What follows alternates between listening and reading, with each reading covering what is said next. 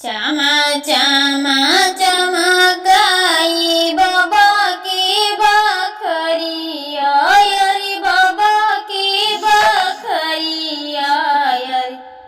माड़ा में बैठे सब लोग रे लालना रे।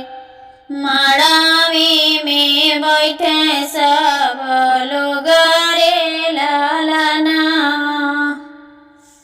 आधे माड़वा बैठे भैया भतीजवा रे भैया भतीजवा रे। आधे में ससुर के लोग रे लालना रे। आधे में ससुर के लोग रे लालना। माड़ा में से बोलाई दुल्हे कामन रामा दुल्हे कामन रामा।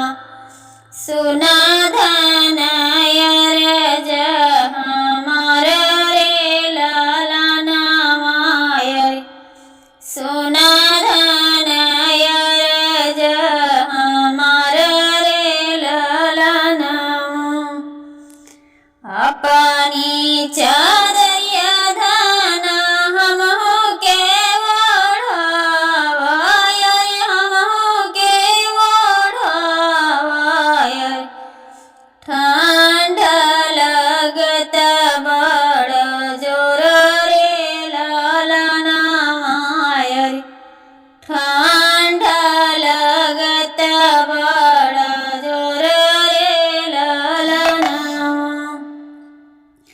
कैसे के चादरिया ओढ़ावा हमारे स्वामी ओढ़ावा हमारे स्वामी रे। बगले बैठे भाभी मोर रे लालना रे। लाज लगत बड़ी जोर रे लालना। आधे माड़वा बैठे भैया भतीजवा रे भैया भतीजवा रे। आधे में ससुर के लोग रे लालना रे। आधे में ससुर के लोग रे लालना। इतनी बचन सुनई दुल्ही कामन रामा दुल्ही कामन रामा। उठल तौलिया झराई रे लालना रे। उठल बदन झराई रे लालना। तुहरी निढरिया सासु चौके पे छोड़बा रे चौके पे छोड़बा रे। कइले बाऊ दोसरा बियाह रे लालना रे। कइले बाऊ दोसरा बियाह रे लालना। ऐसन धन सासु हम नाही रखबै रे हम नाही रखबै। नैहर में दिहली जब रे लालना रे। नहीं कैली कदर हमार रे लालना। इतनी बचन सुनी बेटी हो कवन देई बेटी हो कवन देई। उठी है चुनर फहराई रे लालना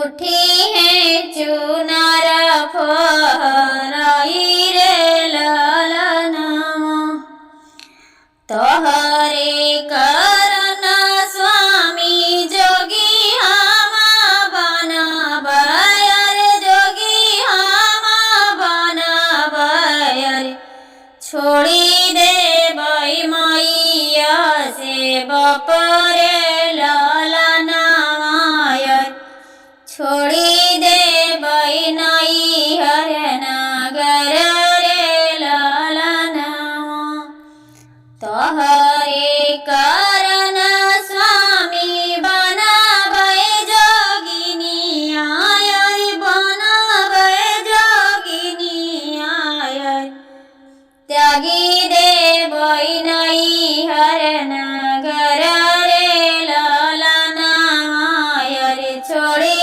देब मैया बाप